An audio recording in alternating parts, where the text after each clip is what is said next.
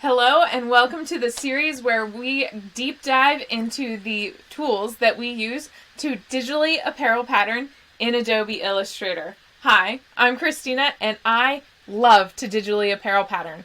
I love to take a sloper that I have already drafted into Adobe Illustrator and then manipulate it and flat pattern it into the garment I saw maybe last weekend at the thrift store that didn't quite fit me. It is so much fun and I love it. And we are going to talk about the Select tool and Text tool today while we are patterning. So let's bring up Adobe, and I also brought up my half scale. While I'm patterning these, I love to use the key commands. I have below in the description a useful key commands and charts. Definitely download that so that you can get used to using these key commands and charts for yourself. So we're going to start with the select, and that key command is V. When you select the V, you can then grab the pattern and move it anywhere you can on the board. So you can line it up with another one to check seam lengths, or you can move it around so that you can select it, copy it, and paste it onto your print boards. It pairs differently than, or it works well with the direct select, but the direct select, if you check out this other video, that is when you just move one of the anchor points. This moves the entire piece. So you can control copy, control paste it, and you would have two. We will be talking about the rotate and reflect at a later date.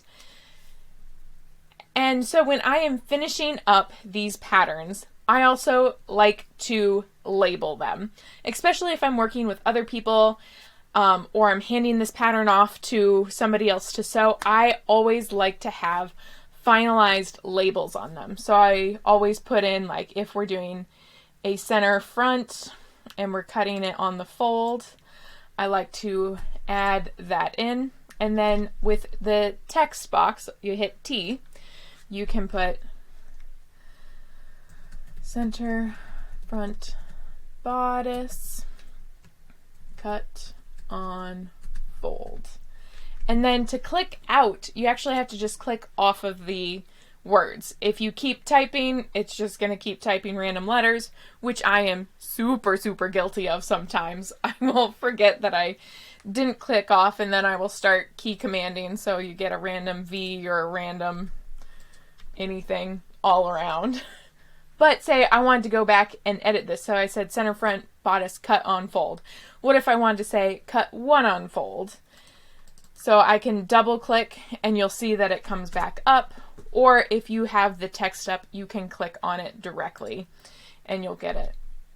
Then we're going to select it so that we can not double click everywhere. Now V. See what I mean? It sometimes gets a little crazy. So then we can rotate it around so that it is right on that line. And I like to use that text box just because sometimes, especially if you're sending it off, you can tell people this is stitch lines, no seam allowances is included, because everybody makes their patterns a little bit differently. So you want to make sure that the person who is creating or cutting out your patterns knows exactly what you're actually patterning, or what you patterned in or didn't pattern in, if you have seam allowances or not. I find those text boxes super important. So then we can hit V again to get that select, and we can highlight everything, and we can right click and go down to group. This way everything will stay together, and as we move it to a print board or anything, we won't fear of leaving a notch or instructions behind.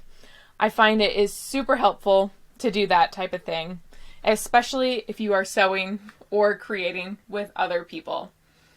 And that is the select and text boxes. Make sure to like and subscribe so you can check out some of the other videos that are coming up in this series, as well as help you get digitally apparel patterning faster. I love it, and I know once you get into it, you will too. And I look forward to seeing you in my next video.